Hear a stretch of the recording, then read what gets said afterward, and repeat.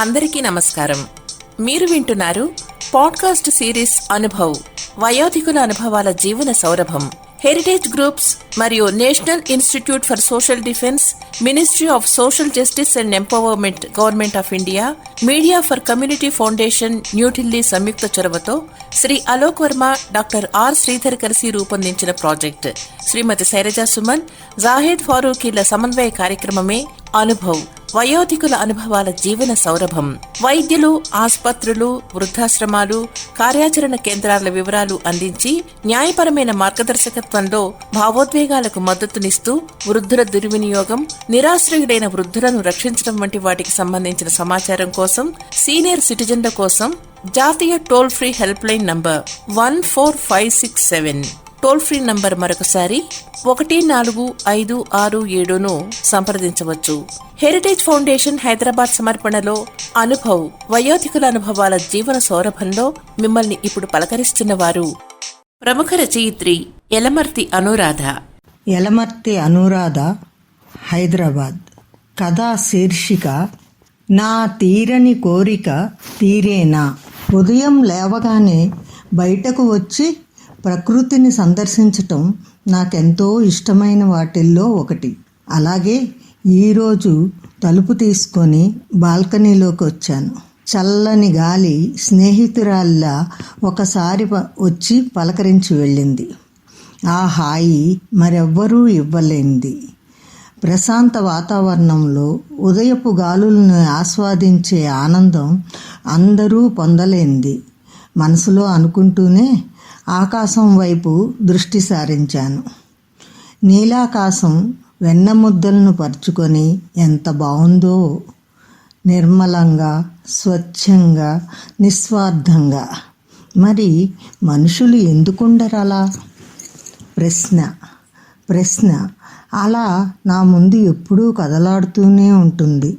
సమాధానము నిలబడుతూనే ఉంటుంది. అవును, ఇదివరకు ఉమ్మడి కుటుంబాలతో ఇళ్ళన్నీ కలకల్లాడుతూ ఉండేవి. ప్రేమలు, అభిమానాలు, ఆప్యాయతలు పొంగి పొరులుతూ ఉండేవి. బంధాలు, అనుబంధాలు గట్టిగా పెనవేసుకుని ఉండేవి. మరి ఇప్పుడు అన్నీ ఒంటరి కాపురాలే. పోనీ అవన్నా సవ్యంగా ఉంటున్నాయా అంటే అది లేదు. నెమ్మదిగా ఆ కుటుంబం కూడా విచ్ఛిన్నమై నేనులోకి దిగిపోతున్నారు. ఇక అదే జరిగితే మనిషి స్వార్థంతో కప్పడిపోయినట్లే. అమ్మా నాన్న గురించి ఆలోచించటం మర్చిపోయి నేను, నా భార్య, నా పిల్లలు అంటున్నారు ఇప్పటి యువత. దాని పర్యవసానమే వృద్ధాశ్రమాలు. వాటిని తలుచుకుంటేనే మనసంతా కలిచివేయబడుతుంది. ఒక్కోసారి ఇవి ఉండకూడదనే అనిపిస్తుంది. అందరూ నా వాళ్లే అని అందరితో కలిసిపోవాలనుకున్నా మన వాళ్లతో ఉన్న ఆనందాన్ని అక్కడ పొందలేకపోవటం ఓ దురదృష్టం. ఇంట్లో మనవాళ్లతో, కొడుకు కోడళ్లతో సరదాగా ఉండటం, పక్కింటి వాళ్లతో కబుర్లు పంచుకోవటం, బంధుమిత్రులు రాకపోకలతో మనసంతా సంతోషంతో నిండిపోతుంది. ఇంట్లో ఉంటే ఆ ఆనందమే వేరు. అలా అని ఇలాంటి వృద్ధాశ్రమాలు లేకుంటే పిల్లలతో విసిరేయబడ్డ తల్లిదండ్రులు ఎక్కడ ఉంటారు? ఇలా హక్కును చేర్చుకునే మానవతా హృదయాలు ఉండబట్టే కదా వారికి ఆశ్రయం లభిస్తోంది. గుడ్డిలో మెల్ల అన్నట్లు. అని మరోవైపు మనసు సర్ది చెబుతూ ఉంటుంది. తక్కెడలా అది అటూ ఇటూ ఊగుతుంది. నాలో కలతను పోగొట్టడానికి అన్నట్లు సూర్యుడు వచ్చేశాడు. అసలే వేసవికాలం. ఎండలు మండిపోతున్నాయి. మనుషుల ప్రవర్తనలను మించి ఆయన చెలరేగిపోతూ చెమటలు పట్టిస్తున్నాడు. అలాంటి వాడు విచిత్రంగా ఎంత ప్రశాంతంగా ఉన్నాడో ఈరోజు. అచ్చం చంద్రుడిలా, ఎండ కూడా వెన్నెల్లా. నా కోసమే ఇలా ఉన్నాడేమో అన్నట్లు. ఇంకాసేపు అయితే జనాలంతా నిద్రలేస్తారు. ఈయన తన ఉగ్రరూపాన్ని వారిపై ప్రదర్శిస్తాడు అనుకుంటూ ఆ చల్లదనాన్ని ఆస్వాదిస్తూనే నా 2 అనుభవాలని మీ అందరితో పంచుకోవాలనుకుంటున్నాను. అవును, ఇలాంటి భావాలు నాలో ఉప్పెన్లా ఉధృతమైనప్పుడు మా అపార్ట్మెంట్కి దగ్గరలో ఉన్న మాతృ సదనంకి వెళ్ళి వస్తూ ఉంటాను.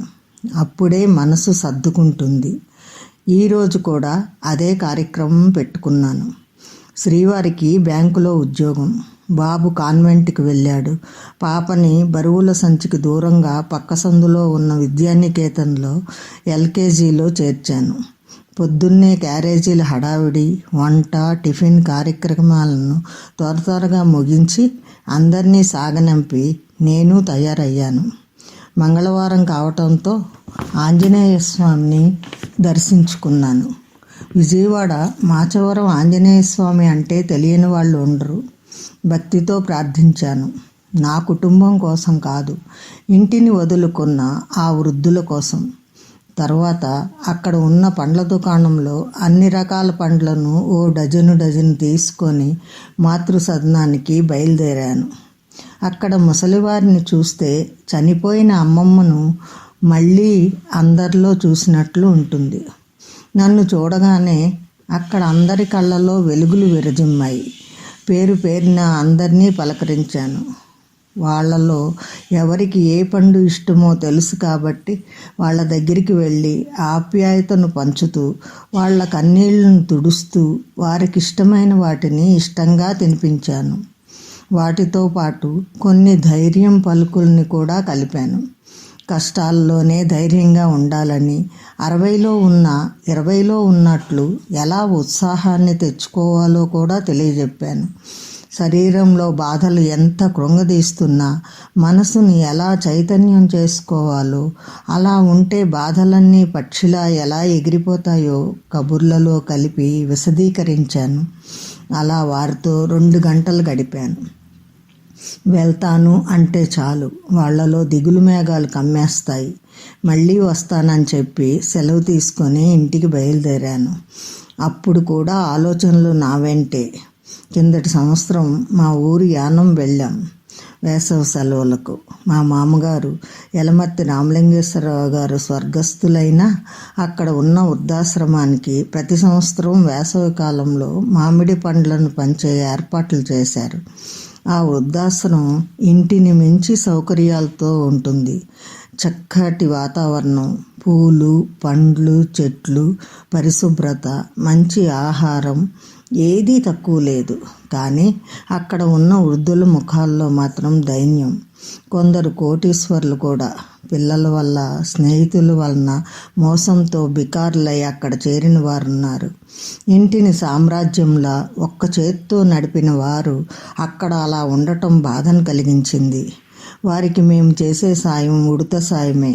అయినా వారు కోల్పోయిన ఆప్యాయతను ఒక్కొక్కరికి విడివిడిగా రుచి చూపించి బాధాతప్త హృదయంతోనే బయటపడ్డాను. అప్పుడు కూడా అదంతా కళ్ళ ముందు స్పష్టంగా కనపడుతోంది. ఈ లోకంలోకి వచ్చాను. తల్లిదండ్రులు పిల్లలను కళ్ళల్లో పెట్టుకొని ఎలా చూసుకుంటారో అలా వృద్ధాప్యంలో వారిని చూసుకునే పిల్లలను ప్రసాదించమని భగవంతుడిని ప్రార్థిస్తూ ప్రతిభానికేతన్ వీధిలో ఉన్న మా అభినందన అపార్ట్మెంట్లోకి అడుగుపెట్టాను. నా కోరిక తీర్చి నా అభినందనలను భగవంతుడు స్వీకరించే రోజు అతి తొందరలో రావాలని కోరుకుంటూ ధన్యవాదాలు.